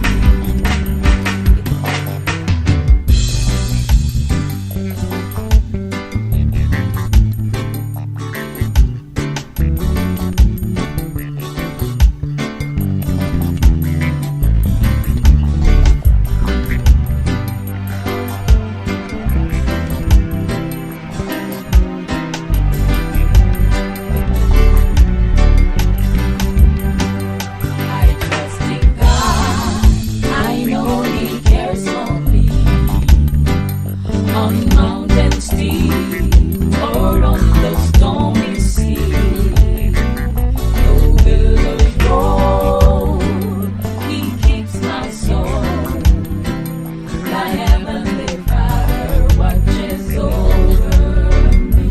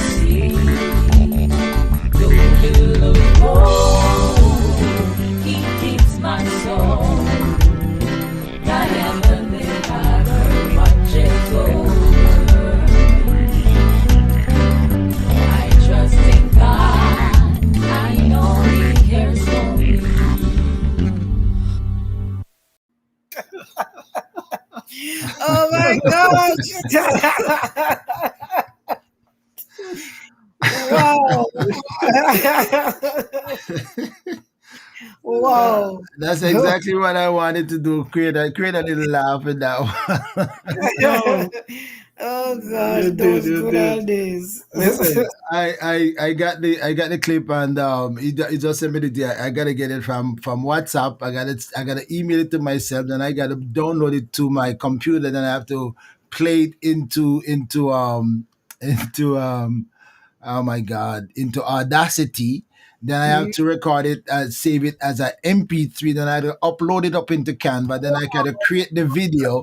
I gotta go Oh to I go to Facebook and find some of these photographs and save them. So my so that's the project I was doing, and just trying to create that little thing. And some of them I should have more pictures that I move a little bit quicker, but because the thing is 3 minutes and 48 seconds, I had to make them play for it. But I thought that was fun. Yes, it It was. was It more really fun. was. It was. Oh my goodness. Oh Lord of mercy. All right. So man, it's just great to see you guys, great to talk to you guys, great to have you on the program, great to hear your story. And but the heart-rending story. Now tell me now, Tony, from your side, when you saw your wife turning around, how did you deal with that? So did you say there's prayer work? Thank God for miracle. How did that when she came out of the coma? What were your mind process when she was in a coma, like 2 weeks, 3 weeks gone, 4 weeks? How did you process that? Ah, it was rough. It was really rough. But I had support. My sisters and my daughter. She took most of the brunt from me. But my sisters keep talking to Maisie. We we we we had an advantage though because there was a Christian nurse that looked after her, Hmm. and we asked her to play Praise and worship. constant praise and worship in the room, Hmm. and she did that. So each time we called, she'd put the phone to Maisie's head and say she's responding, her eyes moving, whatever. So we know she was hearing. So even those prayer, even when people from Africa praying or anything, we just put the phone to her head. And my sisters keep telling her, Maisie, Mickey's get up because you can't deal with your brother, you can't deal with your husband. Don't. And I Because heard the thing is, I heard that, Yeah. Yes. Say, Maisie, please, make case come out, cuts. Tony driving us crazy. Tony driving shit crazy. But they actually say that and I guess I'm sure you know that the last thing that go from somebody's dying is the hearing. They hear, they when they can't communicate, they're not seeing, they're not moving anything, their hearing is the Yeah. last thing that goes. So that's why they say still talk to them. If you have something to say to them, say to them, and stuff like that. Yes. um Yes. but wow, so you hear it and just like they're helpless, can't do nothing but just hear it. Yes. And some pastors from Miami, from Florida, that I used to help a lot of churches do different things. Mhm. And some of them would call and they put the phone on my chest. I heard that it's on my chest. But I remember one saying, Sister Maisie, we are going on fasting and we are not gonna start. I heard her say every Wednesday, but when I got up, she said she was fasting every day, three pastors together. They fast Wow. every day, every single day. And another one called, another pastor called, and she spoke to me. And I heard those. I didn't hear. I don't know if I heard everything or everybody, but I heard those. And the thing with us as a family, um, we from maybe about 15 years or so ago, we have been praying together as a family every Sunday. Hmm. on So we, Zoom, we, we were doing like call link up till Zoom come now. We're doing Zoom Right. from New Jersey, Philadelphia, Florida, and it was Dallas, and so on, the family, between Tony's family and my family.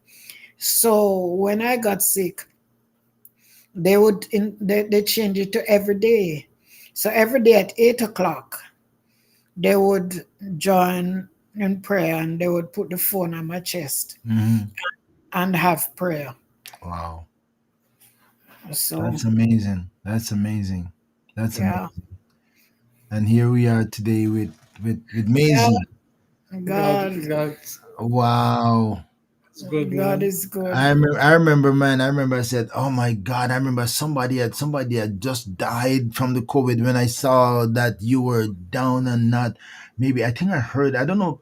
Depending on what Tony posted or what he requested prayer for, that's where I was just getting my little feed. Trying to say, "Oh my God, Maisie! Oh my God!" And she'd been in a coma or so for a whole long, and we don't know if she gonna make it.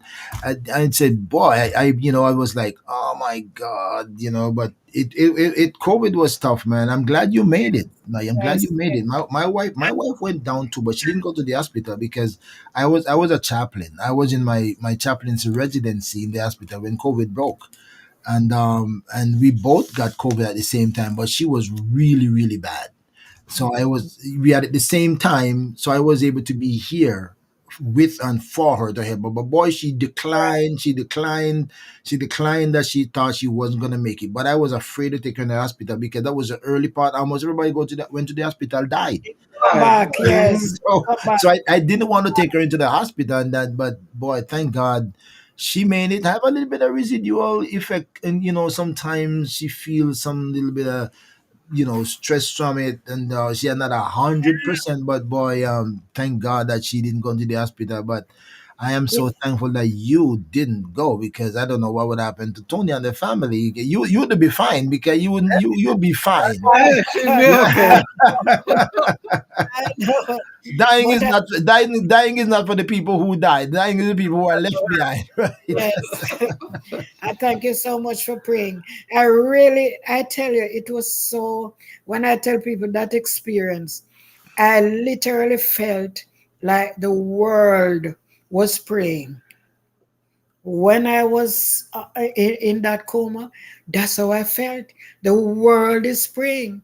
And when I got out and I heard where all those prayers are coming from, I said, my God, the world was really, really praying. Yeah. And Yeah. I thank God. I thank all of you When guys people for. when people know you, when people know you and they're praying people, the first thing they do, they're going to be putting up prayer. They're going to be putting up prayer. And when we say, especially this is like, oh my God, this is at a bad stage. It's not like, we're not sure, but this is at that's a crisis state. Yeah. Crisis stage and desperation. You say when people have become desperate, they do desperate things and take desperate measures. And the best piece of tool we have is the praying piece of tool. Boy, we're gonna lay that down on the altar. Yes, yes, Yeah. yes. Wow. Wow. Man, I'm glad to have you guys, man. We're gonna get you back. So, Glad Cody, tell me, give me one answer because the picture that I played that I put in the one on the flyer, I was surprised to see you have hair on your head today when I saw you. I said, "Oh, you got hair." every now and then I make it grow, you know? I said, oh, you got hair on his head. And there's not much to grow.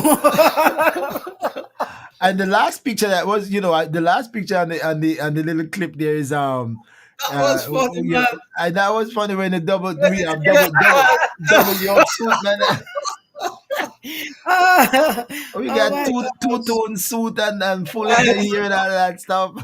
Man, Those good Oh my old. goodness, that was fun. That was fun. Okay, so I'll download it and send it to you. I'll send it to you in WhatsApp so you can have it for your own fun time to you. yes, I'll send sir. it to you I'll send it to you in a MP4 so you'll have it for yourself. That's my music video. Yeah, it's not as smooth as I wanted. Actually, I did a video clip with all the music and the stuff. You saw that.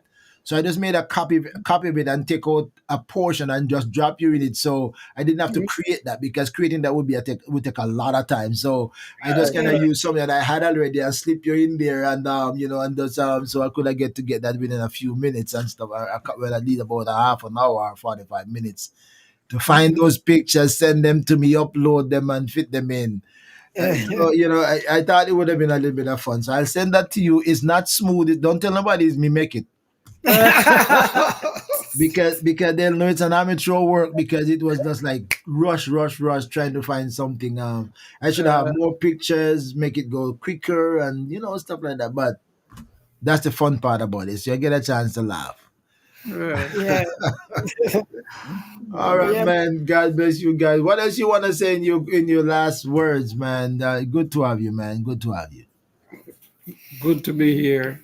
And it's nice to have Maisie with me. Oh yeah, that's an understatement. Lord lend her to me a little longer. So Wow. And 40, I'm gonna say 40, coming up 45 years coming up. yes, yeah. yes. I just gone party 45. I'm heading 46. So man, so keep on coming, man. Yes. And thanks so much for having us. It is my pleasure, and thanks. I'm glad that we were able to do this, man. And I look forward to seeing you guys, to chat with you guys again. Stay healthy, stay strong, stay encouraged, stay excited. Bless you. My friends, thank you for joining us, and I hope that you enjoy this story. And by the way, these are legend, and I'm sure there's so much that you hear about Tony and Maisie that you've never heard before. So guess what? Share it and make your friends, invite them to join and to share with their friends so we can hear their story and journey with them. And until next time, make sure you follow me on Facebook, subscribe to my YouTube channel. I'm also on TikTok. So if you're TikToking, check out ORB Ministries because we are everywhere where we can do ministry, right? And God bless you, everybody. And don't be surprised. If you want to support this ministry, please do that. Let's build ministry communities together and build kingdom and hear people's story because stories are inspirational and they give hope. Bless you. Stay there, my friends, and when I get off, I'll say goodbye to you offline. So hang in there as I say goodbye. Until next time, my friends. See you on another Let's Talk with the Doc. And as it says, you never know what's next or who will join the conversation. Well, thank you for checking in on ORB Ministries. I trust that you will share with your friends, subscribe, hit the bell for notification, and stay tuned because you never know what's next or who will join the conversation.